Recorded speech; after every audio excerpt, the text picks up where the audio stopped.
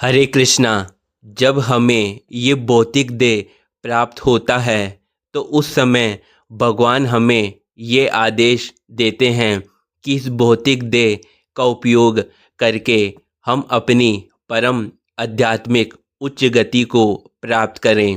लेकिन जैसे ही भौतिक संसार में हमारा प्रवेश होता है, भौतिक माया हमें घेर लेती है और विस्मृति के कारण हम भगवान के इस आदेश को भूल जाते हैं।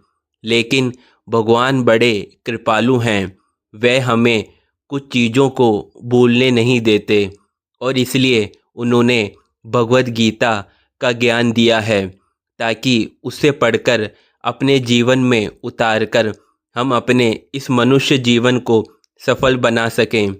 जिस दिन भगवान श्री कृष्ण ने कुरुक्षेत्र की युद्ध भूमि में अर्जुन को ये गीता सुनाई थी, वो दिन यानी मोक्षदा एकादशी का दिन, वो दिन गीता जयंती के नाम से जाना जाता है।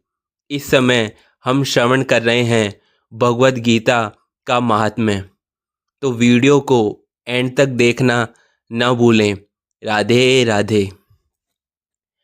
भगवद गीता के इस अध्याय में कृष्ण भावनामृत की प्रकृति का विशद वर्णन हुआ है।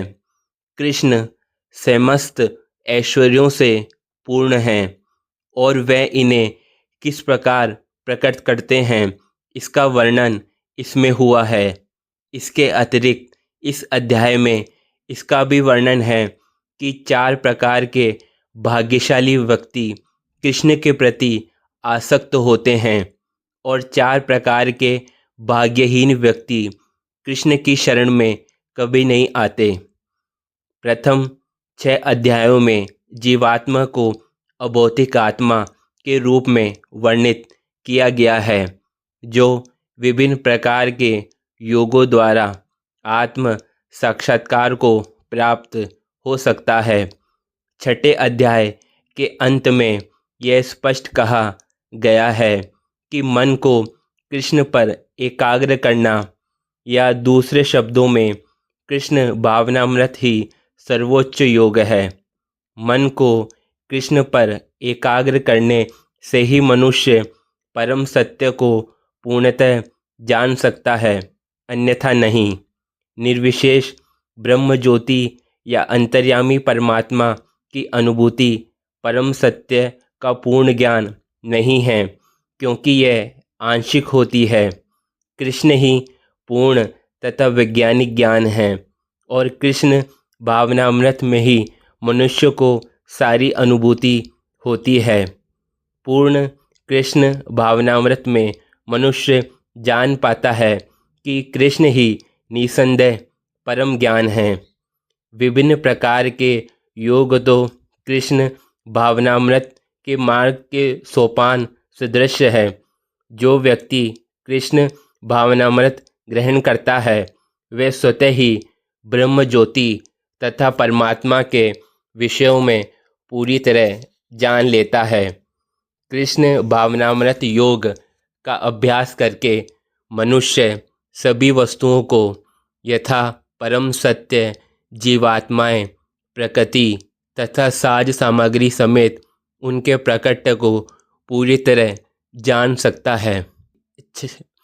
अतः मनुष्य को चाहिए कि 6ठे अध्याय के अंतिम श्लोक के अनुसार योग का अभ्यास करें। ध्यान की एकाग्रता को नवदा भक्ति के द्वारा संभव बनाया जाता है, जिसमें श्रवणम अग्रणी एवं सबसे महत्वपूर्ण है।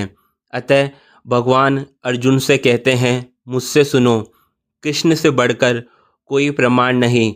अतः उनसे सुनने का जिसे सौभाग्य प्राप्त होता है, वह पूर्णतः कृष्ण भावना भावित हो जाता है।